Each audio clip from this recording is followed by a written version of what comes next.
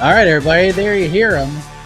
The victory horns, and they sound for Michael Morales, the rising welterweight star in the Ultimate Fighting Championship. He just absolutely murks Gilbert Burns in the first round. This fight was not really competitive for even a second. Second Morales hit Gilbert Burns. Gilbert Burns looked incredibly uncomfortable. Burns ended up getting a takedown that lasted about 3 seconds, and the second Michael Morales got back to his feet, you could see it in Gilbert's eyes. He knew the end was near, and boy was it. Michael Morales just unloads with big shots. Herb Dean just chose violence. He just wanted to see Gilbert Burns apparently get really hurt because he took a lot of unnecessary damage there. But Michael Morales now 18-0, biggest win of his career. He gets it done in the main event. As we welcome you to the UFC Vegas 106 post-fight show here on MMAfighting.com. Thanks for joining us and joining me to recap this incredible event at the most incredible venue to watch fistfights. The one and only Jed Meshew, Mr. No Gray Area himself. How are we doing, Jed? Do you feel like your soul is alive after watching 11 Apex fights? It's not just the most incredible event or what a venue. It's the mightiest, Mike. The mighty Apex once again reared its head. I will disagree with one thing you said, though, Mike. I don't think that Gilbert Burns was out of that fight when Michael Morales hit it. I thought he looked out of that fight during the opening presentation, right? Like he was smiling on his way to the ring, everything. I was live blogging. I was like, honestly, Gilbert Burns looks like really happy to be here. That's cool. Good vibes, good energy. And the minute Joseph Martinez started going, armchair psychologist, could be stone wrong, played out that I at least look like I'm not totally stone wrong. He looked sad, like he didn't want to be there, like this was a man facing the gallows and he knew it. And that fight played out exactly like that. It was much less a fight, closer to an execution. Credit to what Gilbert Burns has done in this sport. He's had a fantastic career, may still continue. I'm not trying to retire the guy, though I'm sure we'll have that conversation. But I thought before he even got hit, I was very, very confident in this fight in general. But while looking at their body language, I was like, okay, so I know what's about to happen here. It's probably not going to be pretty. I knew in probably the first 45 seconds what this fight was going to look like. Because the way I kind of saw it was, all right, the way Gilbert Burns wins this fight is he has to run Michael Morales over in the first 2 minutes of this fight.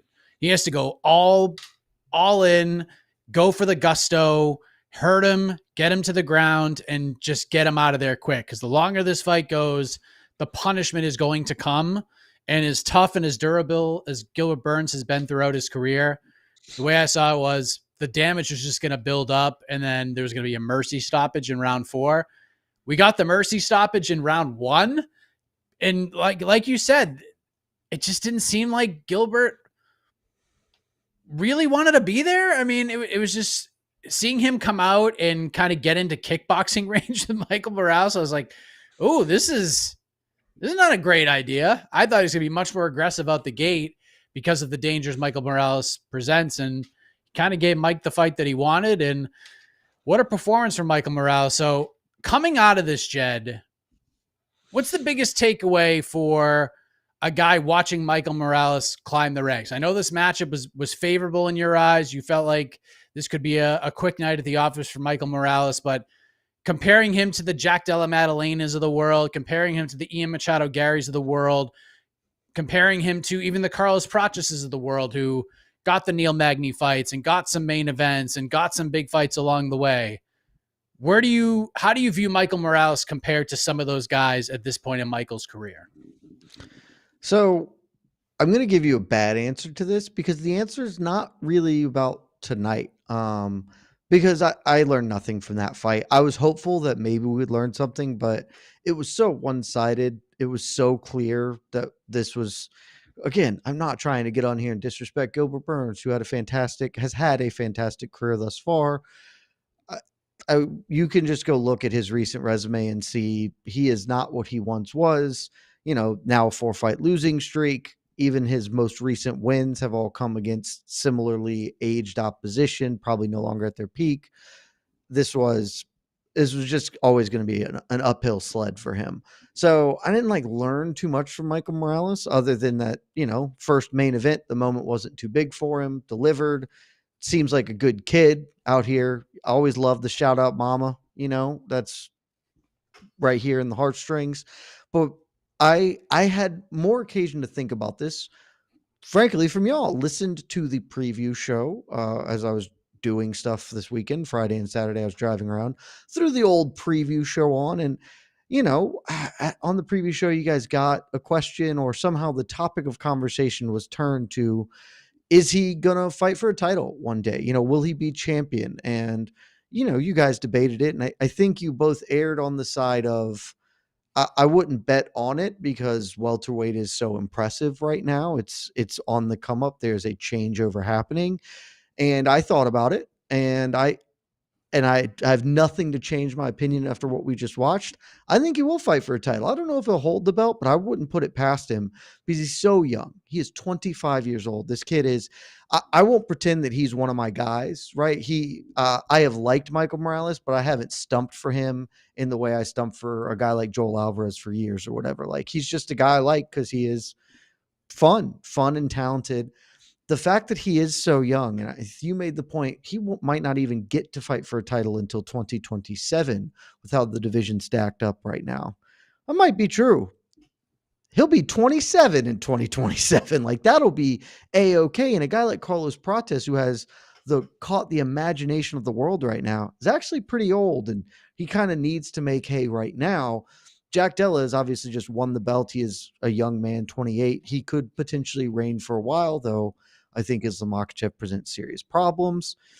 Ian Machado Gary, I've always thought, could have a very successful title reign if he ever gets there. Shavkat's a little bit older as well. I think Michael Morales might be really well positioned, maybe not in the next 2 years to get the belt, but in the next 4 years, if he keeps adding, keeps improving, doesn't have anything major befall him and just works his way up the classical way, the Merab Dvalishvili way to get to the top of the division, kind of just chips away. I think he could be in a really good position.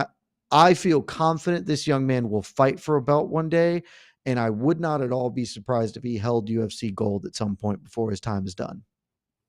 He's incredibly talented. I mean, the foundation is there, and like you said, he's only 25. He's in there with wily veterans. I mean, this is good experience, even though he's getting pretty much easy wins here against some guys who have been in main events and been in big spots throughout their career. I mean, Gilbert Burns was less than 30 seconds away from becoming a UFC champion at one point. Had Kamaru Usman hurt, almost got a finish, didn't end up going his way, but Gilbert's had some great wins along the way to earn himself a title shot. So where do we go with him? Where do we go with Michael Morales? We'll be doing Otno tomorrow, and I'll have that decision to make, but slowly but surely, he's going to climb the ranks. Welterweight is just a logjam right now. There's so many contenders. Mike's going to need some things to happen, some fights to take place, some results to go into the books to kind of open things up as he tries to make his ascension up the divisional ranks. But what's next for him? So looking at the UFC rankings, Gilbert Burns is ranked number 8, which almost always for the UFC means that on Tuesday, Michael Morales will jump up from number 12, where they currently have him ranked, to number 8. That puts him 1 spot below Joaquin Buckley, 2 spots below Ian Machado Gary, Kamaru Usman right in front of them. Obviously, Buckley and Usman are fighting. Gary is the backup fighter, potentially. It just was the backup fighter. Don't really know what's like. The welterweight picture got real muddled real fast with the inclusion of Islam Makhachev obviously getting the next crack, Jack Della taking the belt. So a lot of balls up in the air. If, as they're juggling this all out, he would slot in against one of these guys above him, I think that would be fine, right? Like, if it was okay, Ian Machado Gary is going to need to fight. Buckley loses to Usman. They're going to do Usman versus Bilal. Shavkat is waiting in the wings for a title fight. Brady's there. you could slot him in and any of that would be fine. I wouldn't be opposed to us taking a slower hand with him and just saying, hey, young kid, a lot of people popping off at the top of this division right now. Maybe let's just continue to build the aura. Stephen Wonderboy Thompson, I don't, Mike, this is your bellywick, not mine. I don't know if he is booked. That feels like a fight that Stephen Thompson could at least feel like he's got a chance in, because it will primarily be a striking competition and another opportunity for Michael Morales to develop, get a big name. Guy is certainly past his prime, and maybe an opportunity to sort of grow that star more as things sort themselves out above him in the rankings. Yeah. He's in a weird spot. It's a little tough.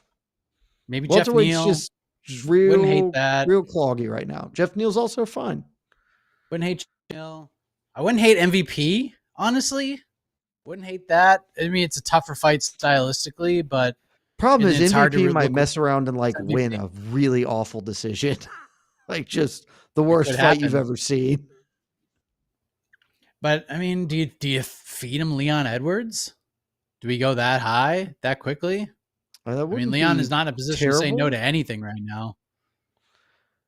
It would only be terrible because they didn't do Masvidal. If he can get it, he should do it, right? Like if Michael Morales gets the call, hey, Leon's up, he should jump at that opportunity. That would be the best thing he could hope for.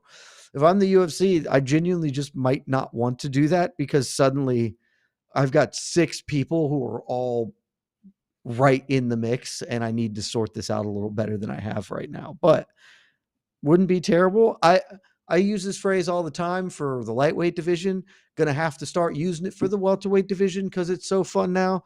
No wrong way to eat this Reese's, Mike. Throw a dart. There's almost no bad answer here. Maybe Colby takes it. Actually, I don't think Colby should go anywhere near that. I don't believe Colby should or would go near this man. Jeff Neal's a good one. Leon, if they don't do the Masvidal fight, which what are we doing here? Just do the freaking Leon Edwards Masvidal fight. MVP's interesting. Vicente Luque, who's he fighting? Holland, right? Yes, this is correct. Newark, right? 316. Yeah, maybe the winner of that. It's one of the two coming up. That would be fine as well. Yeah, that's fine. That's probably the most likely, I would say. That feels most like what the UFC would look for at this point in time. But again, just nothing. Michael Morales is fun. When's he not been in a fun fight? No wrong way to do it. The only thing I would say, man trains in Mexico. They're theoretically going to Guadalajara, though now that whole weekend has now turned weird. But assuming the plan is still to go to Guadalajara, let this man get out of the freaking Apex, put him in front of a Mexican crowd. I know he's Ecuadorian, but he does train in Mexico. Let's have that happen. Don't really even care who it's against. Any dude will do. Yeah, he should be fighting. He should be fighting on a pay-per-view or a travel fight. Throw him on the freaking Nashville card. I don't care. Throw him against somebody that people know. It doesn't matter who. It doesn't matter if they're ranked. If Holland, it could be Kevin Holland in any way, shape, or form. Perfect. Yeah, just throw him in there with Kevin Holland. Like, just get him out there and get him fighting. Get him another big win. Have him do it in the next 8 weeks, if possible. Get right back on the horse. Let's get this guy over. Let's get him in front of more eyeballs. And then once they go to Guadalajara, throw him on that card, put him in a big spot, give him a big name. Jed, have you seen bonuses yet? I haven't, Mike. I have. Here's the fight I want. I've decided, and I don't think they'll do it. But they should, because it would just be a ripper and a half. Carlos Pratis, just do it. Yeah, love that. Stone cold banger. That's the most fun we can have, and I've decided let's have the most fun. That's my official ought no say. Carlos Pratis, anywhere with the crowd. Don't care, what venue, as long as it's a venue with people at it and not the Apex. All right. Hey, I don't think anyone's going to complain about that.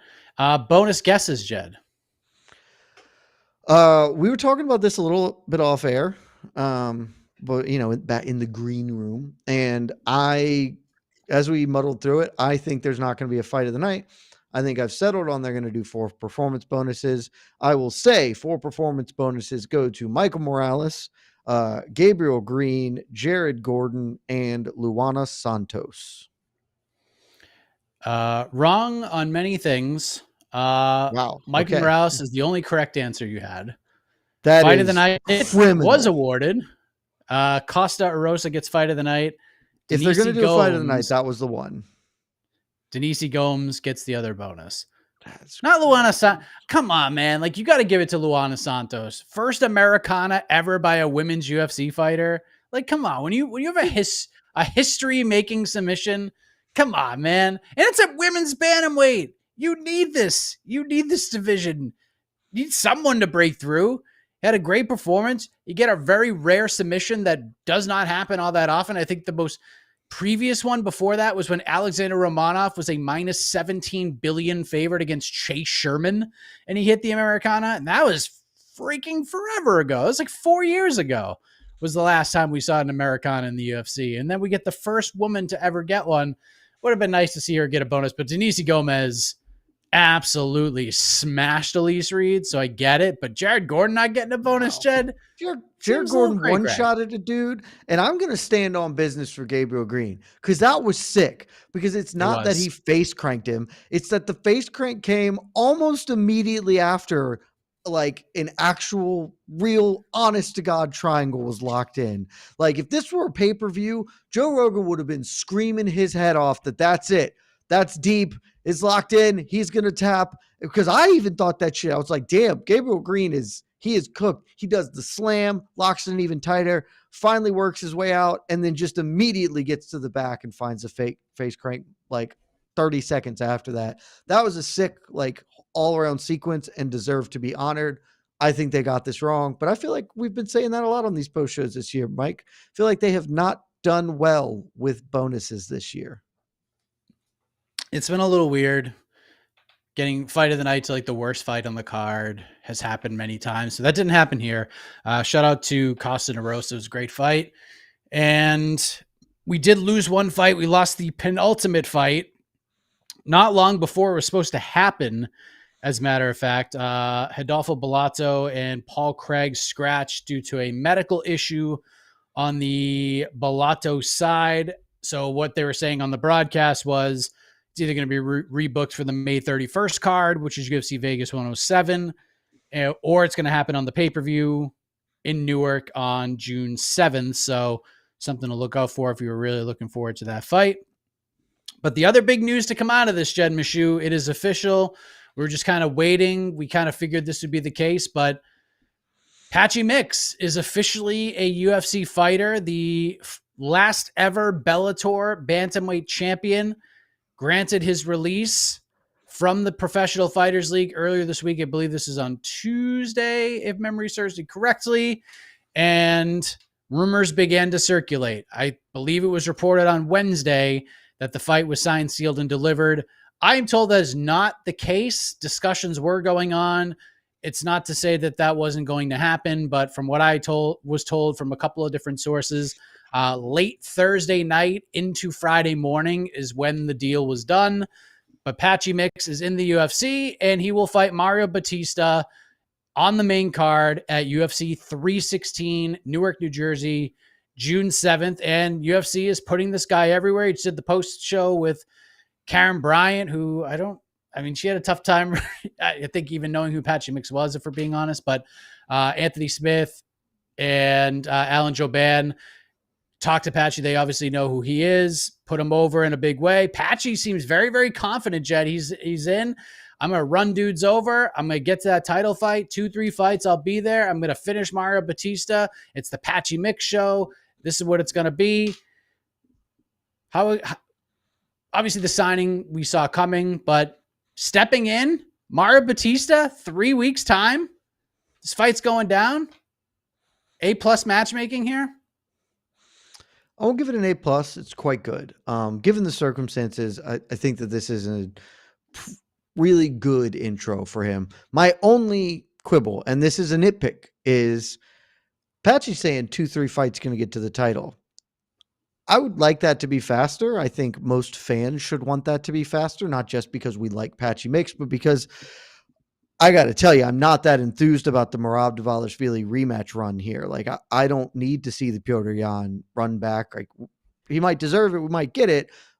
I don't frankly give any crap about this Sean O'Malley fight that we're about to get that I strongly suspect will go exactly like the first one. And so Patchy Mix is a new guy, right? Like, we know that we've been talking about shows recently. Corey Sandhagen, we kind of want to shotgun him in there, but it is a little hard given that he has the loss to Pyrion. So one fight win streak because of the Umar thing. That would really be us just making something happen because it's new and different. Patchy Mix is new and different. And if he had got to come in and enter and fight Piotr Jan or something for his debut, then the next fight, no doubt about it, it's Merab Dvalishvili. Now I think he's going to beat Mauro Batista, and it'll be a good intro. Then his next fight will be a title eliminator against somebody. But I would like us to do this faster because Patchy Mix rocks. I think he presents a really interesting challenge for the current champion, and mostly he presents a new challenge, not somebody I've already seen Merab do the Merab thing too. If he could do it to Patchy, that'd be incredible. I don't know if he can. Love to see it, and hope we get it very soon. I think it's a superb matchmaking because we are going to know everything we need to know in this one fight. Either he's going to go in there and just put the boots to Mario Batista, which is going to put him over gigantically with the fan base, or we are immediately going to see the UFC ceiling on Patchy Mix if he loses this fight. If he loses to Mario Batista, the road to a title is going to be a lot. It's going to be a long one for him. And you know how the fan base can be. They can be fickle.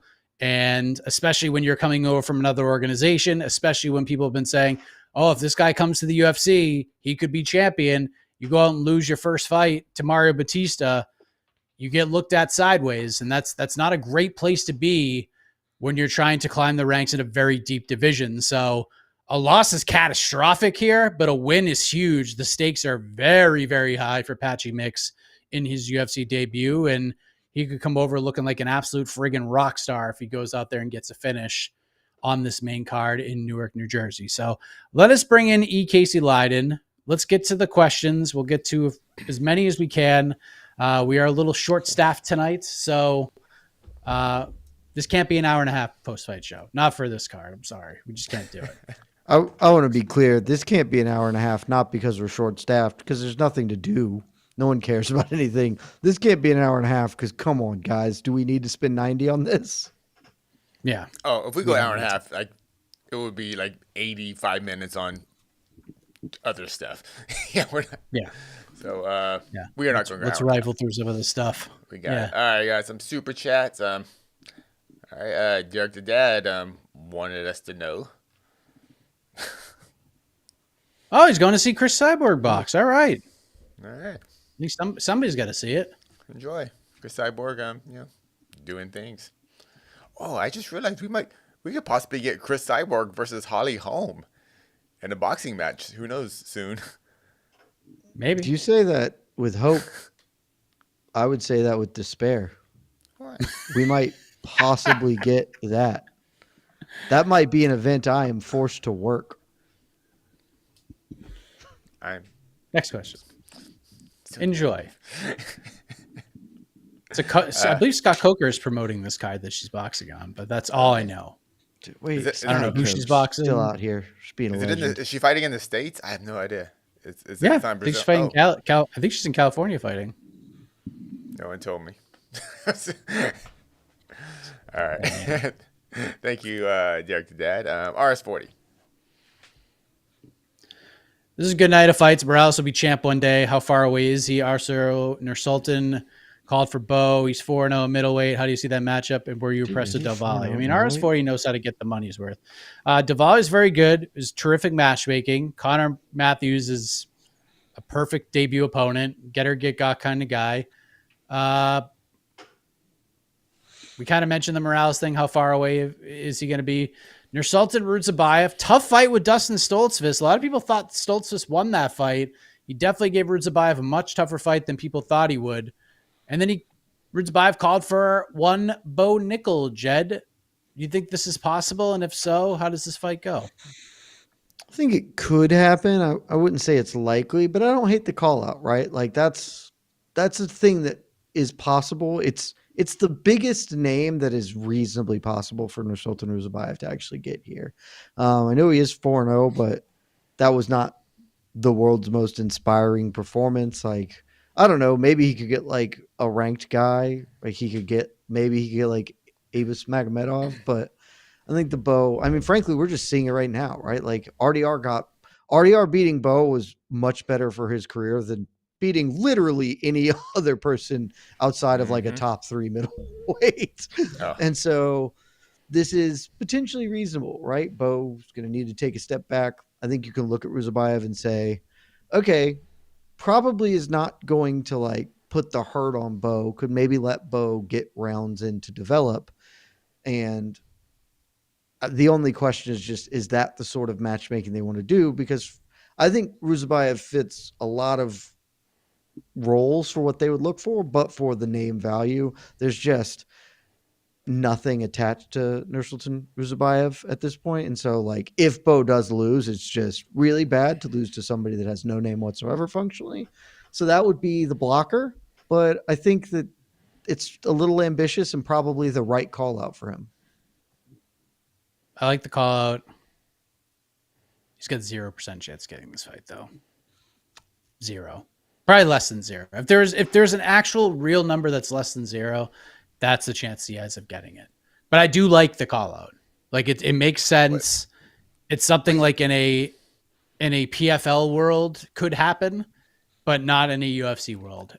Bo Nickel is going to fight Mikhail Olgzaychuk in his next fight. Like, that is what they're going to do. They're going to give him a guy who has terrible takedown defense or will get knocked out the first time he is hit. Like, that's who Bo Nickel's going to fight. Somebody like that. Maybe if we're going to go for like a more of a veteran type guy, maybe like an Eric Anders type, but that's what we're looking at for Bo. We're not looking at Nursultan Ruzabayev for Bo. Although I would like to see that fight. Like, I would like to see Bo tested in a fight like that, but we're not going to get it. Real quick on your call out criteria. Why do you like this? Why do you like this call out when you know he's not going to get the fight? Because I thought we kind of hate that. Just kind of curious. I mean, it's not like it's not that it's like unrealistic. It's not that it's unrealistic. Like, it makes sense from like a merit perspective, right? Like, Bo's coming off of a bad loss. The hype is sort of off the track right now. Ruzabayev gets a win. I think pretty much any middleweight that is not ranked should call for that guy. Like, Bo, like, it gets you in the headlines. Like, it's a sensible call out. The UFC is just not going to, it's not because they think like, oh, Bo will kill this guy or Bo's ranked higher than this guy. It's nothing like that. It's that the UFC is going to book Bo Nickel in a way where they're trying to get him a win. And I think the UFC looks at Nursultan Ruzabayev as a guy who could beat Bo Nickel. And I don't think they want Bo Nickel to lose right now.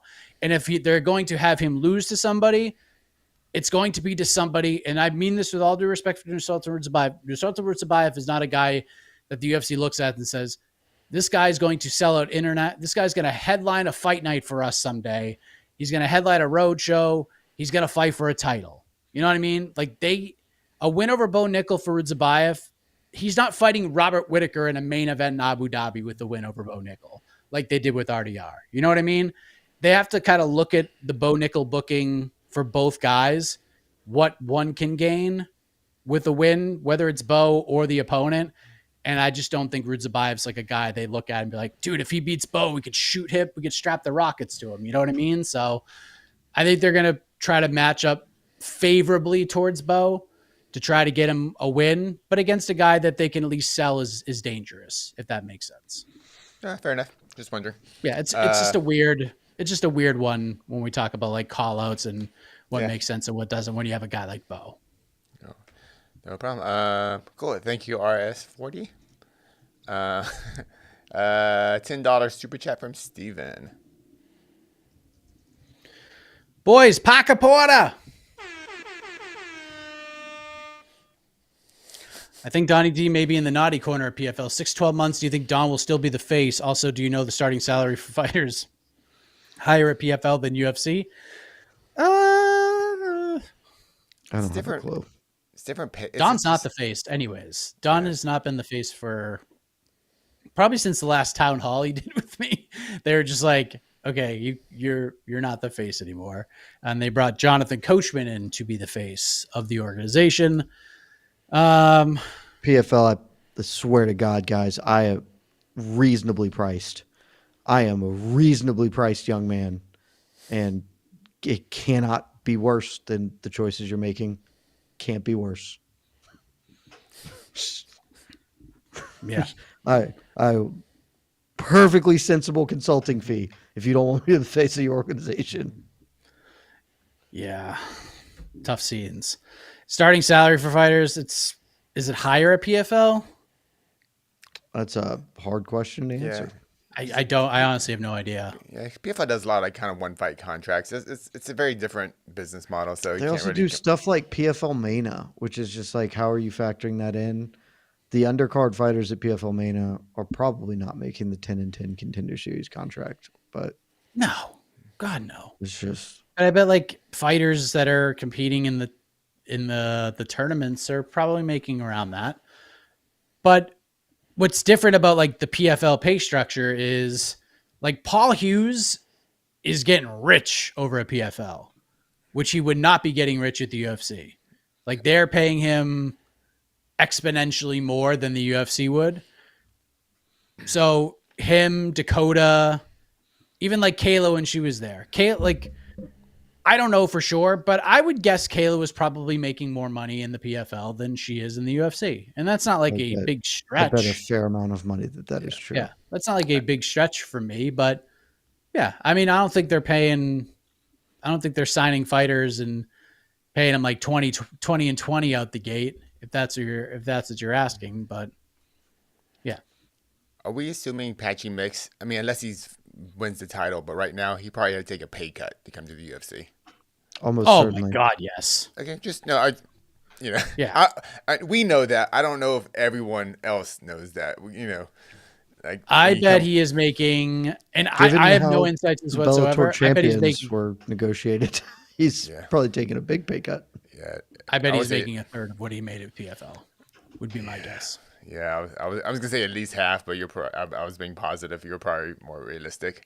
Yeah. But Because especially since potential the money rumor could and be bigger, innuendo. But yeah, especially with like the rumor and innuendo that like Scotty Cokes and company like kind of boosted all these fighters before they made this deal, which is kind of why PFL is like in this weird position Poison they're in pill now. the shit out of PFL's incredible move. Sure did. What Sure an did. incredible move.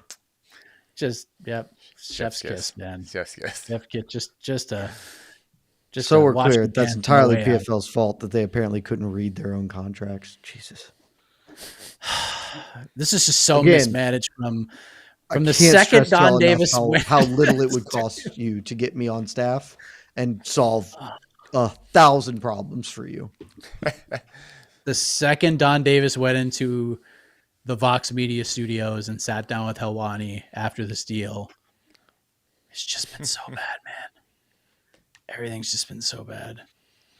Oh, every fight. Yeah, we got all these contracts and we're going to make sure every single fighter on the roster gets fights. Everyone's going to remain employed, all that stuff. And it sounded so good. And none of it was true. So tough scenes. Buyer's remorse, if there ever was. They should just let all these dudes go, man. They should just. Don Davis I wonder what things would look like if they never made this deal. Yeah, I don't know. That's still probably worse. This at least was good press for a little bit. You had one cool event. And again, the thing is they didn't pay any money for this deal, so it's fine. They bought it in equity of their stock that is worthless. So like they paid monopoly money for it. So it's not like that bad, but the PR this year has been awful. Yeah, the name, but not like it's not like the fighters' contracts were like already signed, sealed, and delivered. They still had to pay that money. Well, only to the fighters that fought, though. But they got the value of the fighters that fought. All these other ones, they said, okay, well, Patchy, you can leave. So It's fine. Yeah, Tricio. It's not great. And it's not strong business, but again, Minister of Fun, DM me. We'll work out a salary. Y'all need to Yep. be fun. You're deeply not fun. All right. It's just sad. But Patchy Mix is fun, and I hope he's going to be fun. I know that Mario Batista doesn't always like to be fun, so we'll hope that won't happen. But yeah, You know what? I just realized I'm really scared because I'm a big Patchy Mix guy, and I'm pretty sure I you have him shouldn't ranked. be. I shouldn't be. He'll be fine. Oh, He'll yeah. be fine. He's going to be Mario Batista. Yeah, I know, but like, We'll see. uh, We'll see. I have that. I think I have him ranked at 304, and I would just have a hard time putting Mario Batista like up there. Like, but I would have to. So Not only this, Casey, but frankly, Patchy Mix is fighting for all of your other Bellator stock as well. Because if Patchy gets run over by Batista, we're going to have to revisit the Tafik Musayevs and be like, Shabley hey, man, out of the Alexander rankings. Shabley.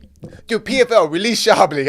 I need. He's fighting for all of them, Casey. He is the avatar of Bellator right now. Does Shabley know how much we talk about him? Because there can't be one other MMA podcast out there talking about Shabley this much. No, there's no chance. All right, yeah, thank you, Steven. Sleeto. Who the fuck had Jared Gordon by round 1 KO? Nobody.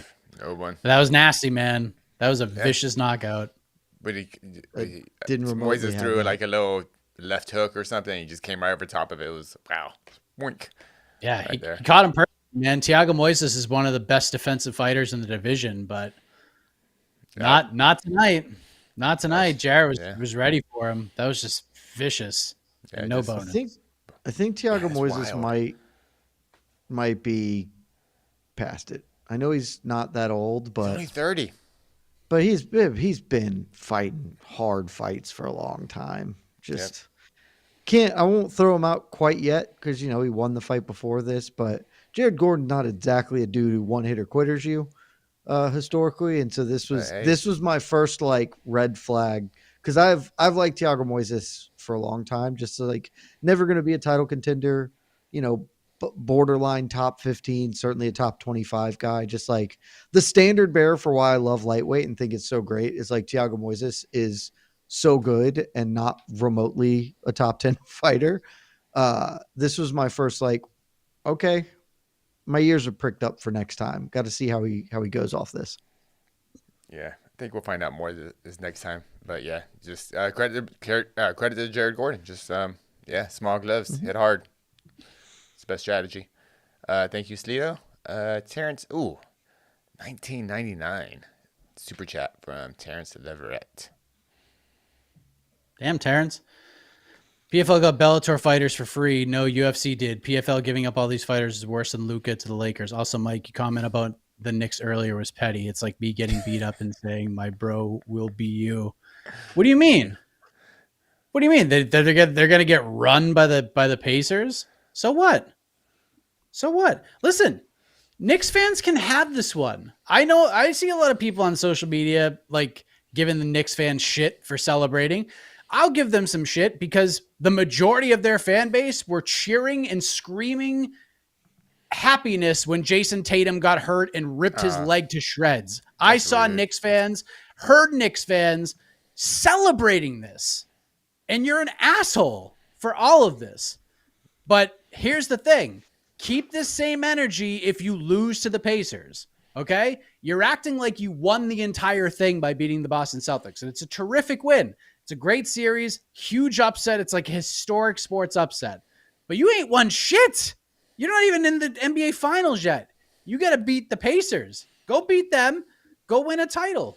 There you go. Then celebrate all you want. But you don't celebrate a quarterfinal win. What the hell are you talking about? Like, gritty win. I gave him credit. But you're an asshole for celebrating Jason Tatum going down. And I know not everybody did that, but more people than not from Knicks Nation celebrated Jason Tatum getting injured. So I got no love for Knicks Nation as the fan base. You beat us. Congratulations. But you better beat the Pacers or you're never going to hear the end of it from me or anybody else. So go get him, Tiger. I wish you luck. Don't be an asshole. I'd like to now share possibly one of my hottest takes of all time.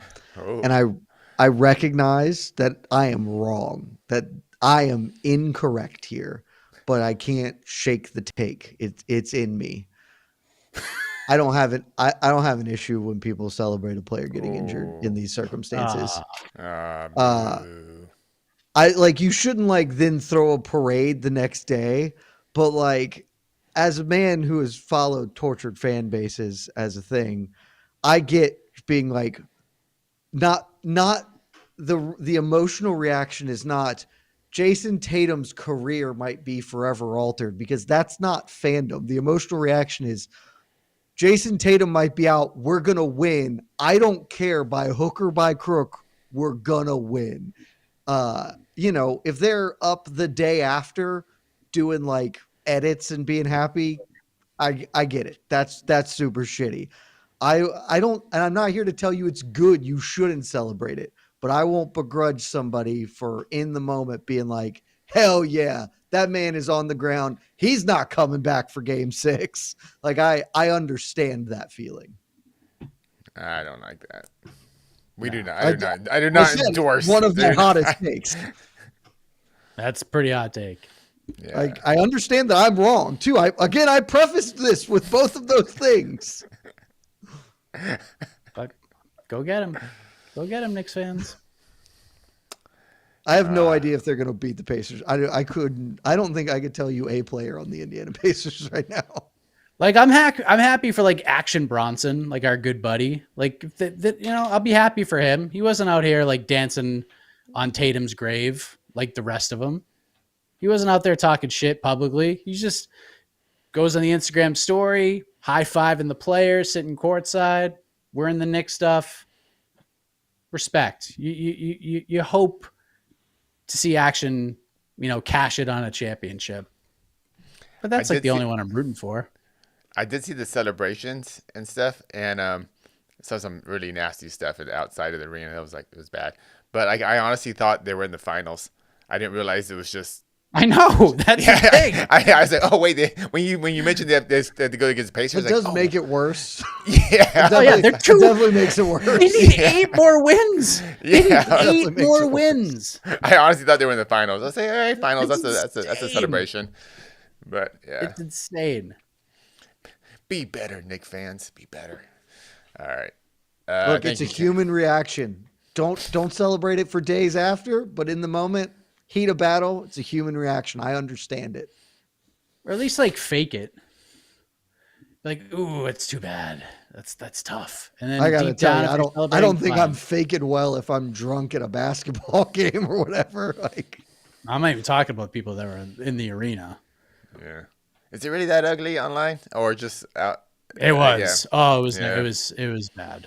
It was That's bad. a bummer. Yeah. Luckily, it was It was a couple hours after I played golf with Derek Lewis, so I was still in good spirits and 75% asleep. But I woke up the next morning pissed at what I had seen. So it's all good. Didn't that happen the same evening? I think. Yeah. Yeah. Sure did. I remember. Yeah, I saw it in the news. I was like, oh, I felt bad for you because I knew. But yeah, it wasn't good. Yeah. Well, I'm hoping for a healthy recovery and good luck next season. Will you make it back? He might not play next season. He might not even play next season. He'll probably play next season, but not till the end of it. If it's an Achilles thing, it's like a full year, pretty much. Yeah, it's and it's fucked. And for basketball, it's super bad. Yeah. And Jaylen Brown's Achilles was fucked up too. That whole time he's playing through it, but nobody knew. Yeah, it's always crazy, and those horrible injuries on just the most not mundane play, but just a non-contact injury. I'm just gonna go this way off suddenly, and I'm just life. Look, the Knicks battled. Jalen Brunson's good, man. They're a gritty ass team. I give them credit. And they outcoached Joe Mazzulla, and everyone knows how much I love Joe Mazzulla. I think he's one of the greatest coaches ever in Boston. I love his fucking dry sense of humor. It's terrific. But he got outcoached, man. You got to coach pretty much that whole series. So the Celtics does not deserve to win, but it's all good. Go beat the Pacers. Win the whole thing. If you don't win the entire championship, you're going to hear from me. It's going to be the best. Next. Thank you, Terrence.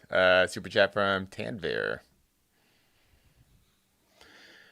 After tonight, Morales versus the winner of Buckley Usman. Jeez. Bilal versus Shavkat, Gary versus Brady. Is Leon the odd man out? Leon is the odd man out anyways. He was the odd man out after Bilal beat him. But now after Sean Brady tossed him around and just annihilated him, Leon is the odd man out of everything. So he might have to fight Michael Morales. He's just out. Yeah, he's out. He's out. He's just not there. He's out. He is. It shouldn't. I mean, it shouldn't be this way, honestly. But he is. He's like in Neil Magny-ish territory right now. Like it's Magny. He's like Magny, Jeff Neal, Leon Edwards. That's where it's going to be. Leon Edwards becomes a mid to upper level litmus test for up and coming killers at welterweight moving forward. That's where he is. So unless he can beat a couple of them and get an opportunity again, yeah. Also, this would absolutely suck for Buckley. If Buckley beats Usman and the response is, "Hey, you now need to fight a guy behind you." Yeah. Well, you've won 6 in a row at welterweight. Go fight this young dude who's awesome and behind you in the rankings. That would be so harsh for Buckley, man. Has Buckley Usman's fighting Bilal. Sorry. Usman's fighting Bilal Muhammad regardless of the result. No matter what happens, he's fighting Bilal Muhammad. Has Buckley had to fight anyone behind? Has Buckley had to fight anyone behind him in the rankings and his win streak? I think Colby was ahead of him in the rankings, but I don't know that. He definitely was. Was he? Okay. Yeah. Definitely was. Then he fought Wonder Boy, who I assume was ahead of him. He fought Ruzabayev, who neither of them were ranked. Yeah. I don't think he was ranked when he fought Ruzabayev. So I think, yeah. Oh no, he might have been because he had beaten Luque. So Buckley might have been ranked. Oh yeah, you're right. You're right. So that probably was somebody behind him. Yeah, and I think Buckley would have fought literally anybody. Right. Yeah, he would have fought anybody on that card. Because Buckley definitely would have been ranked after he beat Luque in the UFC rankings. That's basically how it goes. Yeah, that's true. Ruzabayev. All right, cool. Thank you, Tanvir. Is that it? Did we answer everything? Yeah. Yes, and the Tanvir question, yes. Yeah. All right, cool. I mean, Gary versus Brady, I think that fight is likely to happen, though. You have to book that fight. Yeah, I think that fight seems extremely likely to occur. Damn, what welterweight snuck up on us, man. Welterweight popped off. Popped off. Those are those are all great matchups, and someone's gonna people have to lose. Like guys who are on big win streaks are gonna have to lose. The thing is, welterweight did what lightweight was supposed to do when it was like, oh, here are all the old people. Let's get these new people to kill them all.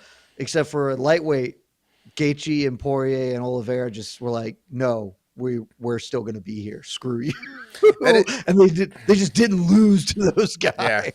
That's very law. Yeah, that is very interesting though, because I did pick Gilbert coming into tonight, and I basically kind of went the whole, he's only lost to the best of the best. I'm still going with experience, but nope. Yeah, this is not lightweight. It turns out. Yeah. The old welterweights all the old dogs have been getting summarily put down for the most part at welterweight, which is how it's supposed to work, and it makes the division awesome. Yeah, except in lightweight, but that's coming too. It's coming in lightweights. Eventually it's coming. It's coming. Yeah, it's coming. Poirier's gonna leave. Islam did leave. It's just like, how old is Max? Shout out to the Red Sox. Go Red Sox. Did they come Devers, back? Walk-off home run. Yep. All right. The Braves are so bad. God, what a franchise. And shout out to my little brother Brian, who was in attendance for this game for his birthday with like 17 of his buddies. So shout out Brian Heck. Happy birthday. All right, a couple more questions before we get out of here, because like I said, we could go 90 minutes as long as we don't talk about this card in particular. And we're not. We're not. Okay, one quick super chat. Mike versus Ariel, book it. Between the Links NBA edition. Look, man, Ariel can have this one. You can have it. They just better win the whole damn thing. That's all I'm saying. And, wait, I don't that recall same Ariel. Energy. Ariel didn't poop on the injury or anything like that. He's not that guy. No. Or maybe he is. Okay, yeah, I don't think he's. No. He publicly was like, it was tough to see Tatum go down, but yeah, he's been you know, annoying he's a ever Knicks since. fan. You know, that's fine. No. Look, the Knicks have gone through a lot of shit. And I again, get it. good Seems on like him. a tough to root for in my limited basketball knowledge. But when you put this energy out into the world, you just better hope your team wins the entire thing. You reap what you sow. Damn right. I want to throw this up real quick. This is from our preview. Are the Nuggets show. still in it? Hell yeah, Nuggets. I want the Nuggets to win. That'd be terrific. Jokic is the funniest athlete in the world. Like, he's the funniest athlete that maybe has ever lived. I love him. They got Game 7 tomorrow. The Nuggies. He is Jokic. So we're a billion% clear. Jokic would absolutely be one of my guys if he competed in MMA. He honestly, like, you can't look at him play basketball and not be like, there's a little RDR in that. He looks uncoordinated and weird, and then he's just doing the most incredible shit you've ever seen. Yep. I love those guys.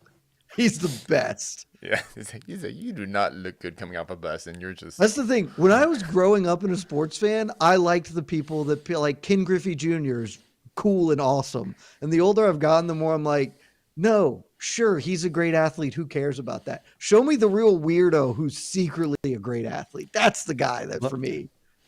Jed, Larry Bird would have been your favorite. Oh, I would. I'm 100% certain I would have loved Larry Bird if I was like a big basketball fan in the 80s. But I was 3, so you know. Go watch.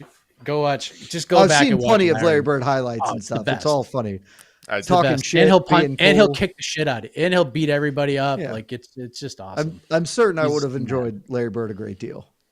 I wouldn't mind like seeing like some sort of top 10 list for every sport of just the guys that just don't look the part. You know, just the weirdos, the weird guys. I think of guys like John Kruk. He was like an elite player for a while. John Kruk.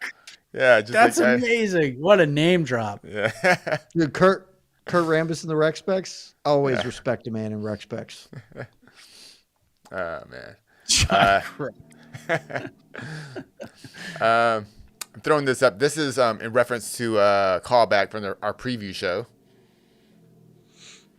Casey told me to skip a few. Well, you got to go to one, so it's fine. Hey. Oh, okay. Oh. Thanks. Wow. I deserved that. Very good. Anything else? That made it for your hot take. It's in my heart. I won't change my opinion.